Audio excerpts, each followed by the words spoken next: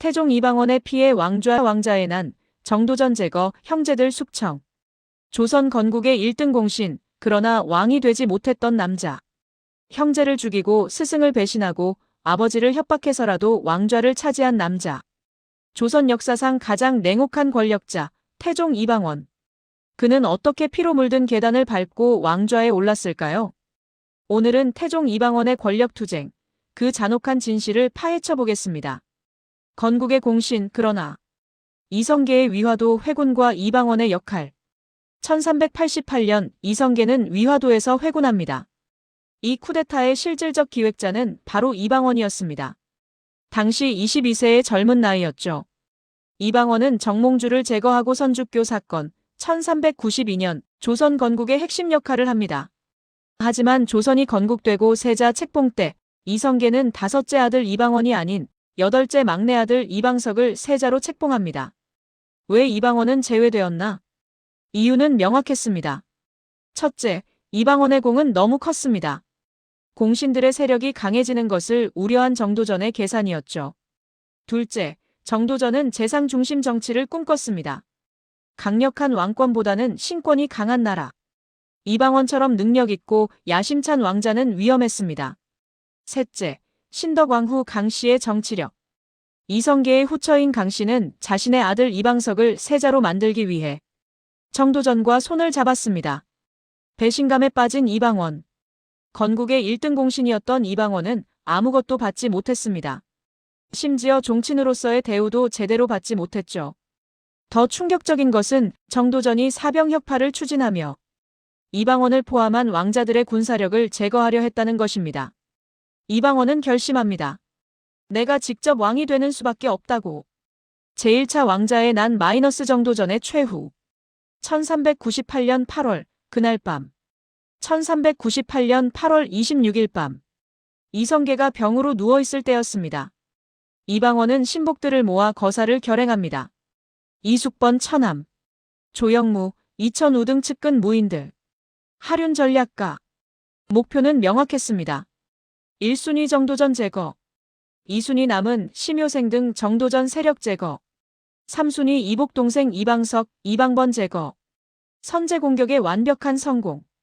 그날 밤 이방원의 군사들은 정도전의 집을 급습합니다.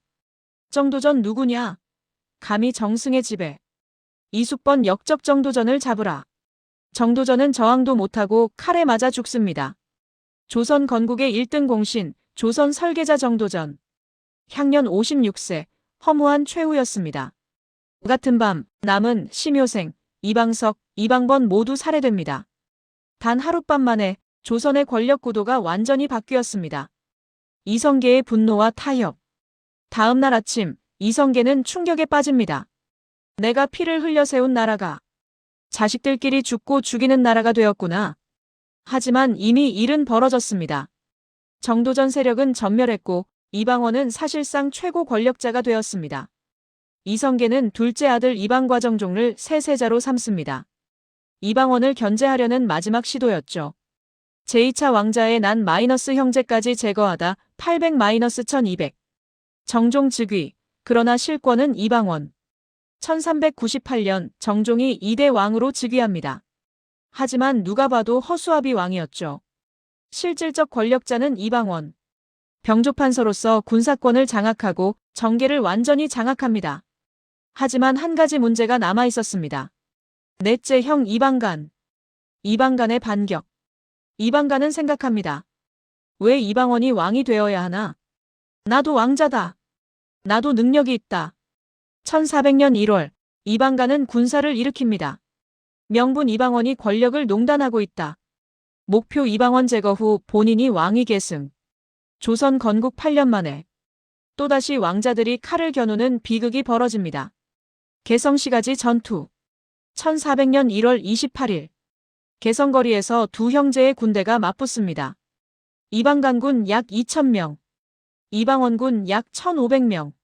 수적으로는 이방간이 우세했습니다. 하지만 이방원에게는 전투 경험 많은 정예 무인들이 있었죠. 전투는 반나절 만에 끝납니다.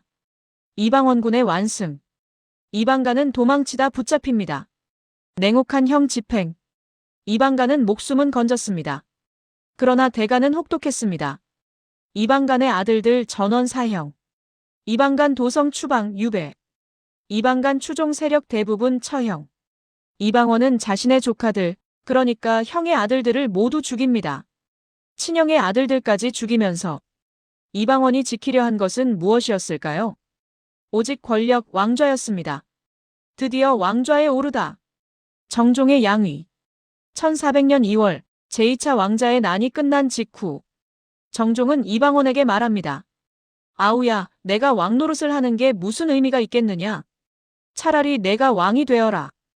양위인지 강요당한 것인지는 불분명합니다. 하지만 결과는 명확했습니다. 1400년 11월 13일 이방원 조선 제3대 왕 태종으로 즉위합니다. 건국 8년 만에 두 번의 유혈 쿠데타를 거쳐 마침내 왕좌를 차지한 것입니다. 태종의 통치 마이너스 왕권 강화. 왕이 된 이방원은 변합니다. 더 이상 쿠데타를 일으키는 왕자가 아니라 강력한 중앙집권 국가를 만드는 군주가 됩니다. 주요 업적. 사병혁파 완성 모든 군사력을 국가가 장악. 호패법 실시 전국민 신분증 제도.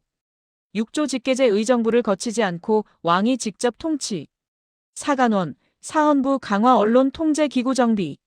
그는 아버지 이성계가 꿈꾸던 나라가 아닌 정도전이 설계한 나라도 아닌 오직 자신만의 강력한 왕권 국가를 만들어갑니다. 민씨 왕후 살해 사건.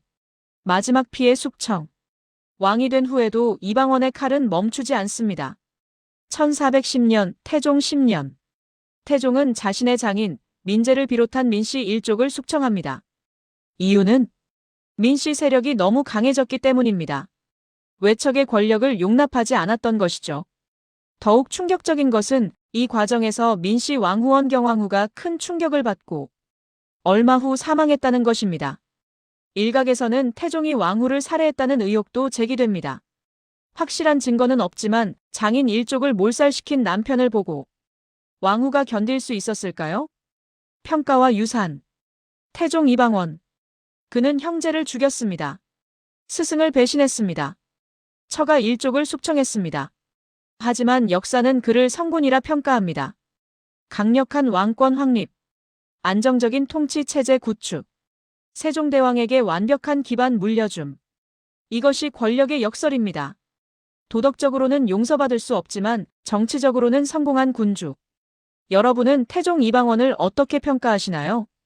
냉혹한 권력자? 아니면 시대가 요구한 강력한 리더? 댓글로 의견 남겨주세요.